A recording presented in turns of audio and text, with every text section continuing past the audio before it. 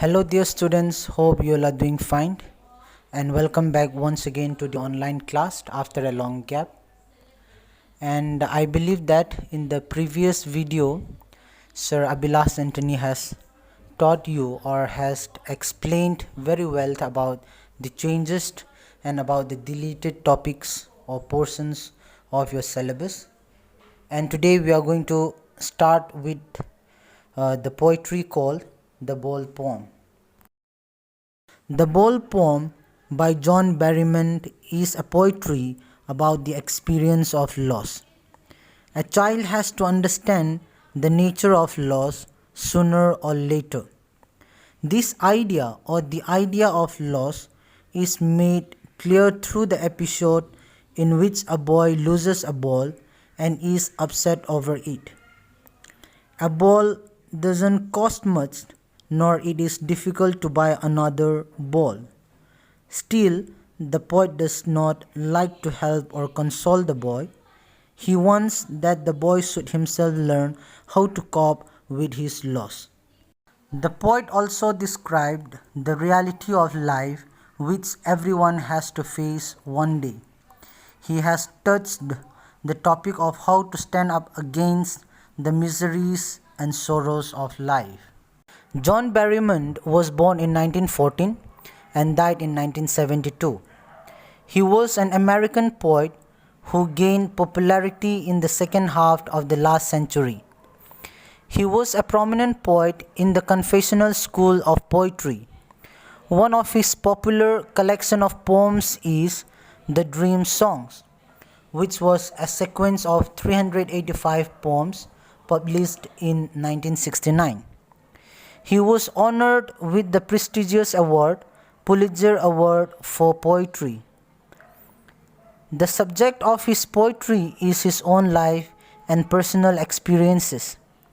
In some later poems, he also tried to explore his spiritual rebirth, which shows his interest in religion.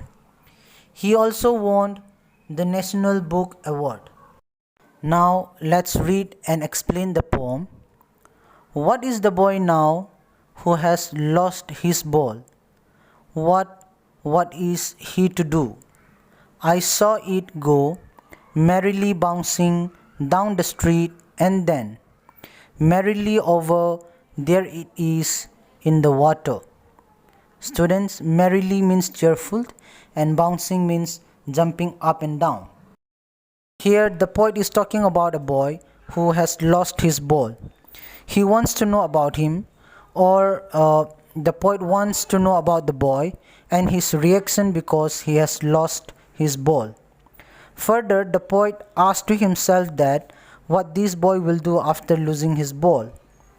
And also the poet says that he has seen the ball going away from the boy, and he also says that the ball was cheerfully jumping up and down in the street. This means that when the ball skipped from the boy's hand, it went into the street and later on it fell into the nearby river. Now let's see the poetic devices used in this part of the poem. The first one is imagery, and it is found when the poet says merrily bouncing down the street. And the second one is repetition.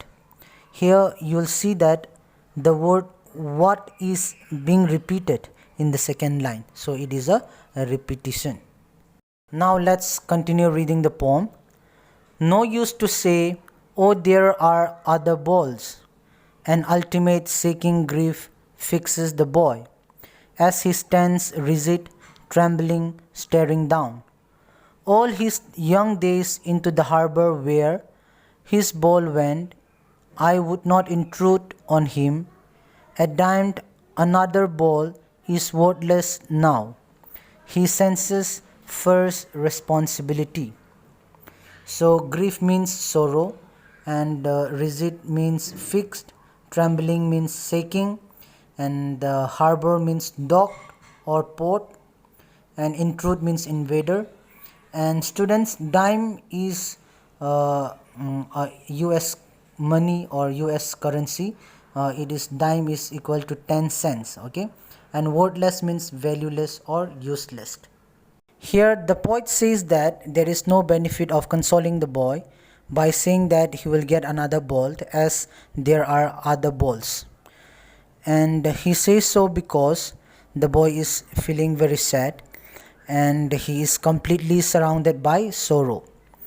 And the boy is sad because all the memories of his childhood days went down the harbor with the ball. Okay, and here the poet says that the boy is very sad as the ball which has now gone into the water reminds him of those sweet memories of the times when he owned it. And he says that this loss is unbearable for him and he is grief stricken. The poet says that he can't even tell the boy to take some money for him in order to buy another ball. And he says so because the new ball will not bring the sense of belonging to the boy. And further, the poet says that the time has come for the boy to learn the responsibility of taking care of his things. Here we can see the literary devices used in this part of the poem is repetition. The uses of word bold is being repeated in this part of the poetry.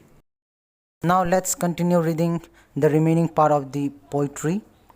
In a world of possessions, people will take balls will be lost always, little boy, and no one buys a ball back. Money is external. He is learning well behind his desperate eyes the epistemology of loss, how to stand up, knowing what every man must one day know, and most know many days how to stand up. So possession means ownership, and external here means things with which feelings are not attached.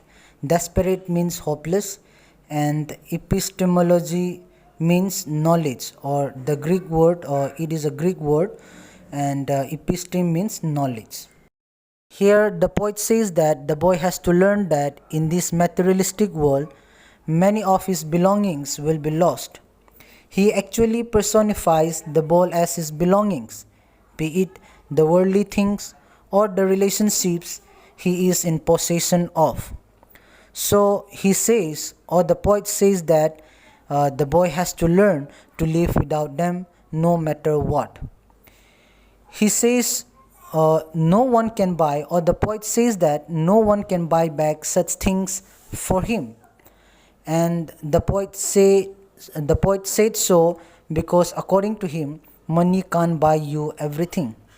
If it does buy you some materialistic thing, still it will not be able to buy the sense of belongingness.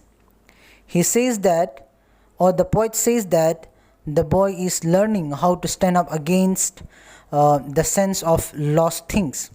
This means that the boy is trying to learn the real truth of life, which states that you have to accept the miseries of life and stand up again. This is the truth which everyone has to learn in his or her life.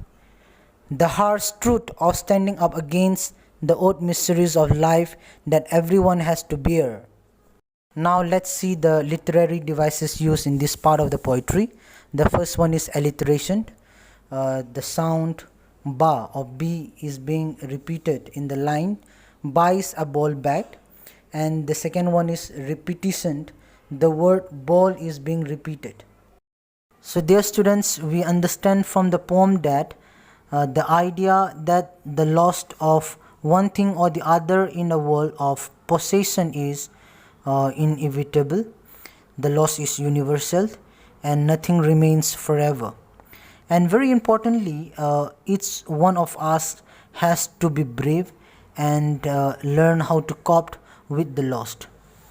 Okay, and the matured persons understand the nature of loss and they do not grieve too much, and they understand a thing once lost cannot be regained. Okay, and in this poetry the boy seems to be quite attached emotionally to his ball, and that's the reason he continues to stare at the ball which falls into the water, and the poet does not want to go and consult him, as he wants him to grow up and overcome his grief and understand the fact that lost is a part and parcel of life.